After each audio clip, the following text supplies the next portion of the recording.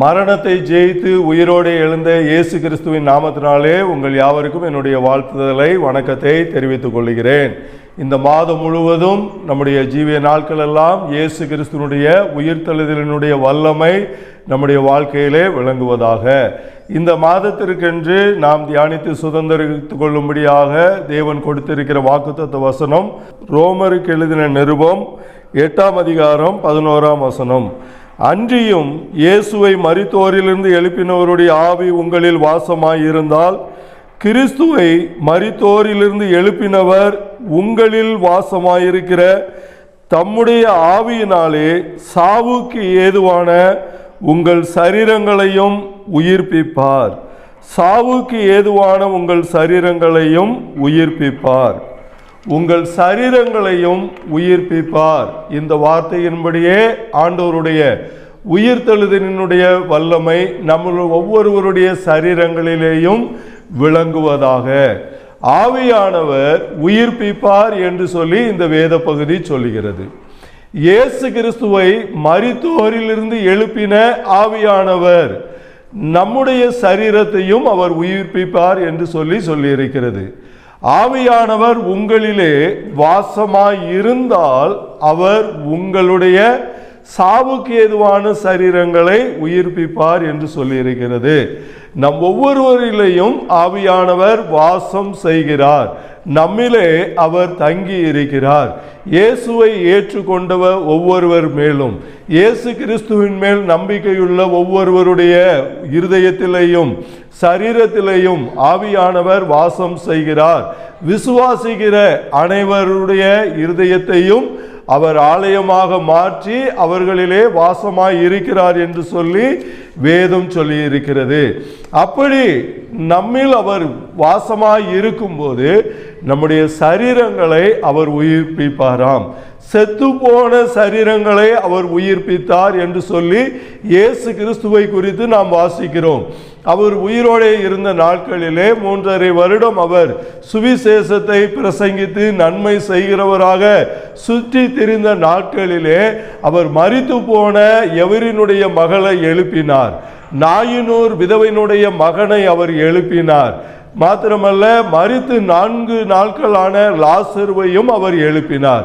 மாத்திரமல்ல, இன்றைக்கும் அவர் உயிரோடே இருக்கிறபடியினாலே அவர் இன்றைக்கும் உயிர்ப்பிக்கிறவராகவும் உயிர்ப்பிக்கிற ஆவியானவராகவும் இருக்கிறார்.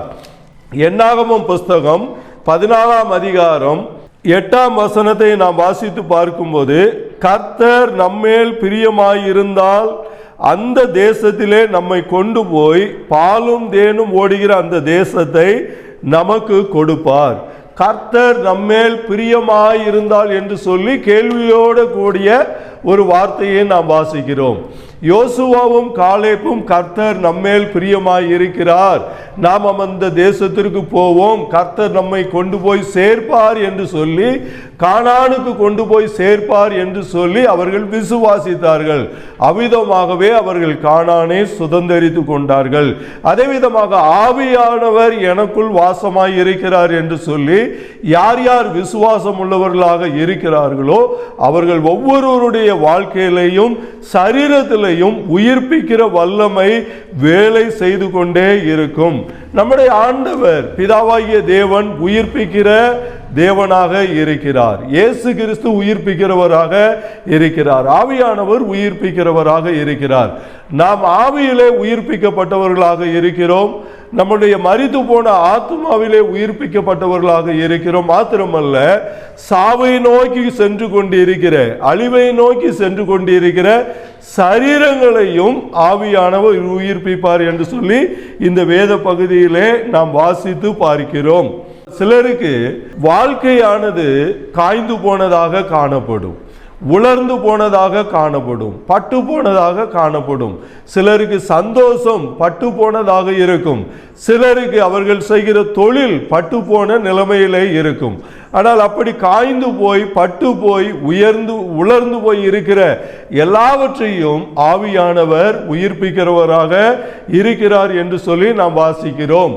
யோபு 14ஆம் அதிகாரம் 7ஆம் வசனம் 8ஆம் வசனம் 9ஆம் வசனத்திலே நாம் வாசித்து பார்க்கும்போது, ஒரு மரத்தை குறித்தாவது நம்பிக்கை உண்டு, அது வெட்டி போடப்பட்டாலும் திரும்ப தழைக்கும், அதன் இளங்களைகள் துளிர்க்கும், அதன் வேர் தரையிலே பழையதாகி அதன் அடிக்கட்டை மண்ணிலே செத்தாலும் தண்ணீரின் வாசனையினால் அது துளிர்த்து இளமரம் போல கிளைவிடும்.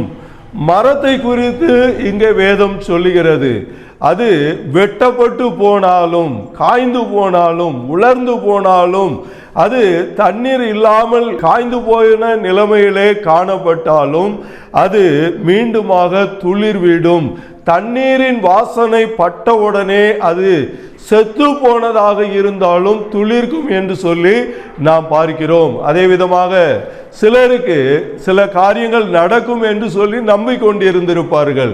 ஆனால் யாரோ ஒருவர் அந்த நம்பிக்கையை வெட்டி போட்டிருப்பார்கள், அந்த விசுவாசத்தை வெட்டி போட்டிருப்பார்கள், குலைத்து போட்டிருப்பார்கள். ஆனால் தண்ணீரின் வாசனை பட்டவுடனே, தண்ணீர் என்று சொல்லும் போது வேத வசனத்தை குறித்து வேதம் சொல்லுகிறது. தண்ணீர், நீர்கால்கள் என்றெல்லாம் நாம் வேதத்திலே வாசிக்கிறோம். அதே விதமாக ஆவியானவரை குறித்து வாசிக்கும் போது அவர் ஜீவ நதியான ஆவியானவர் என்றெல்லாம் வாசிக்கிறோம். தேவனும் ஆட்டுக்குட்டியானவரும் வீட்டு இருக்கிற சிங்காசனத்தில் இருந்து ஒரு நதி இறங்கி வந்தது, அது பரிசுத்த ஆவியாகிய நதி என்று சொல்லி வாசிக்கிறோம். இந்த நதியினுடைய வாசனை பட்டவுடனே செத்து போனது என்ன செய்யுமா? மீண்டுமாக துளிர்க்கும் என்று சொல்லி பார்க்கிறோம். உங்களுடைய வாழ்க்கையில என்னென்ன காரியங்கள் அப்படி செத்த நிலைமையில இருக்கிறதோ இந்த மாதத்திலே ஆண்டவர் உங்களை துளிர்விட செய்ய போகிறார், பூக்கும்படியாக செய்ய போகிறார், காய்த்து கனி தரும்படியாக ஆண்டவர் செய்கிறவராக இருக்கிறார். ஏசாயா 29ஆம் அதிகாரம் 22ஆம் வசனத்திலே நாம் வாசித்து பார்க்கும்போது, யாக்கோபினுடைய முகம் இனி செத்து போவதில்லை, யாக்கோபு வெட்கம் அடைவதில்லை என்றெல்லாம் நாம் அங்கே வாசித்து பார்க்கிறோம். வெட்கம் வரும்போது சிலர் செத்து போன நிலைமைக்கு போய்விடுகிறார்கள். முகம் செத்து போனது என்று சொல்லி இந்த வசனத்திலே நாம் வாசிக்கிறோம். இனி யாக்கோபு வெட்கப்படுவதில்லை, இனி அவன் முகம் செத்து போவதில்லை. இதுவரைக்கும் ஒருவேளை வெட்கம் இருந்திருக்கலாம், இதுவரைக்கும் ஒருவேளை முகம் செத்து போனதாக இருந்திருக்கலாம். ஆனால் ஆவியானவர் ஒரு மனிதனுடைய வாழ்க்கையிலே வரும்போது அவனுடைய முகம் இனி செத்து போவதில்லை என்று சொல்லி பார்க்கிறோம். 1 சாமுவேல் 25ஆம் அதிகாரம் 37ஆம் வசனத்தை நாம் வாசித்து பார்க்கும்போது அங்கே நாபாலை குறித்து சொல்லி இருக்கிறது, அபிகாயிலை குறித்து சொல்லி இருக்கிறது. நாபாலினுடைய இருதயம் செத்து போயிட்டு அவன் கல்லை போன்று ஆனான் என்று சொல்லி பார்க்கிறோம். சிலருடைய இருதயம் சில காரியங்களினாலே மரித்து போனதாக இருக்கிறது. புலம்பலினுடைய புஸ்தகம் 3ஆம் அதிகாரம் 6ஆம் வசனத்தை நாம் வாசித்து பார்க்கும்போது இருளிலே இருக்கிற நிலைமையை குறித்து நாம் அங்கே வாசிக்கிறோம். அந்த நிலைமை செத்து போனதாக இருக்கிறது என்று சொல்லி நாம் பார்க்கிறோம். புலம்பலினுடைய புஸ்தகத்திலே இருளிலே என்னை கிடக்க பண்ணினார் என்று சொல்லி அங்கே வாசிக்கிறோம். ஒரு மனிதனுடைய வாழ்க்கையிலே இருள் இருக்குமானால் அது என்ன இருளாக இருந்தாலும் சரி, பாவம் என்கிற இருளாக இருந்தாலும் சரி, வியாதி சாபம் என்கிற இருளாக இருந்தாலும் சரி, குறைவு என்கிற இருளாக இருந்தாலும் சரி, அது ஒரு செத்து போன நிலைமை. ஆனால் நம்முடைய ஆண்டவர் நீதியின் சூரியனானவர், அவர் நம்முடைய இருளை வெளிச்சமாக மாற்றுகிறவர். சங்கீதம் 30ஆம் அதிகாரம் 11ஆம் வசனத்திலே நாம் வாசிக்கிறோம். தாவீது சொல்லுகிறார், கர்த்தர் என்னுடைய புலம்பலை ஆனந்த களிப்பாக மாற பண்ணினார் என்று சொல்லி. அதே விதமாக செத்து போன நிலைமையில் இருக்கிற ஒவ்வொருவருடைய வாழ்க்கையையும் அவர் உயிர் பெற செய்து புலம்பலை ஆனந்த களிப்புள்ளதாக மாற்றுவார். இருளை வெளிச்சமாக அவர் மாற்றுகிறவராக இருக்கிறார் என்று சொல்லி பார்க்கிறோம். ரோமருக்கு எழுதின நிருபம் 4ஆம் அதிகாரம் 19ஆம் வசனத்திலே நாம் வாசித்து பார்க்கும்போது ஆபிரகாமை குறித்து நாம் வாசிக்கிறோம். ஆபிரகாமினுடைய சரீரம் செத்து போனது. ஒரு வாரிசை உருவாக்க கூடாத அளவுக்கு, ஒரு சந்ததியை உருவாக்க கூடாத அளவுக்கு ஆபிரகாமினுடைய சரீரம் பலவீனப்பட்டு போயிற்று. வேதம் சொல்லுகிறது செத்து போயிற்று என்று சொல்லி பார்க்கிறோம். சாராளை குறித்து பார்க்கும்போது சாராளினுடைய கற்பம் செத்து போயிற்று, சரீரம் செத்து போயிற்று, கற்பம் செத்து போயிற்று. ஆனால் ஆண்டவர் அந்த செத்து போன சரீரத்தை உயிர் பெற செய்தார், செத்து போன கற்பத்தை உயிர் பெற செய்தார். ஆசீர்வாதமான வாக்குத்தத்தம் பண்ணப்பட்ட ஈசாக்கை அவர் கொடுத்தார்.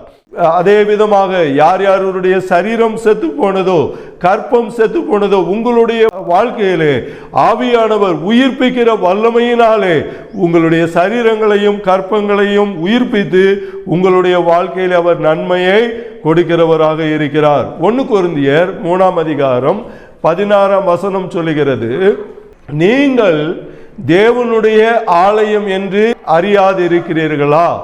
தேவனுடைய ஆவியானவர் உங்களில் வாசமாய் இருக்கிறார் என்று சொல்லி அறியாதிருக்கிறீர்களா?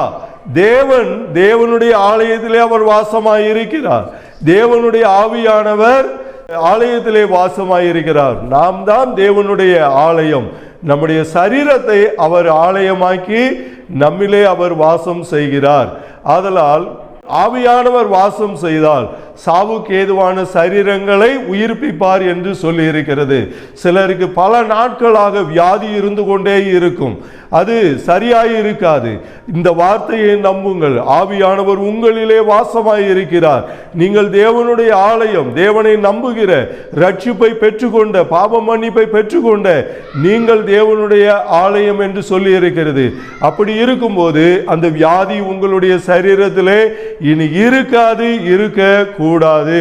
வெளிப்படுத்தல் 21:3 நாம் வாசித்து பார்க்கும்போது, இதோ மனிதரிடத்திலே தேவனுடைய வாசஸ்தலம் இருக்கிறது, அவர்களிடத்திலே அவர் வாசமாய் இருப்பார், அவர்களும் அவருடைய ஜனங்களாய் இருப்பார்கள்.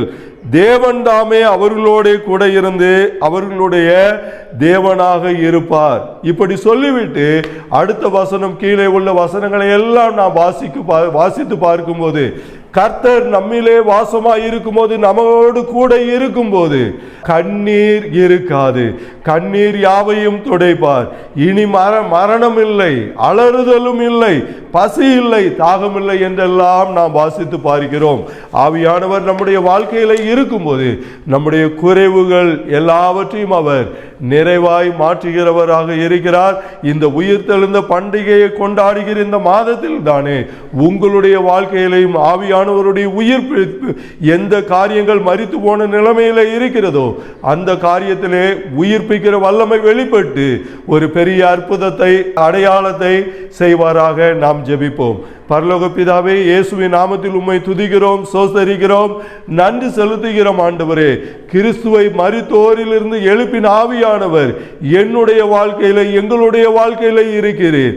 ஆண்டவரே, இந்த வார்த்தையை கேட்டுக்கொண்டு இருக்கிறவர்களுடைய வாழ்க்கையில இருக்கிறீர். ஆண்டவரே, அதை ஒவ்வொருவரும் விசுவாசிக்கட்டும். ஆண்டவரே, யார் யாருடைய சரீரத்திலே செத்து போன நிலைமை காணப்படுகிறதோ, குடும்பத்திலே, தொழிலிலே ஆண்டவரே செத்து போன நிலைமை இருக்கிறதோ, நீர் உயிர்ப்பித்து கிறிஸ்துவினுடைய நாமத்தை மகிமைப்படுத்தி அற்புதத்தை செய்யும்படியாய் இயேசுவின் நாமத்தில் ஜெபிக்கிறோம் பிதாவே, ஆமென். கர்த்தர் தாமே உயிர்ப்பிக்கிற வல்லமையை உங்களுடைய வாழ்க்கையிலே வெளிப்பட செய்வாராக.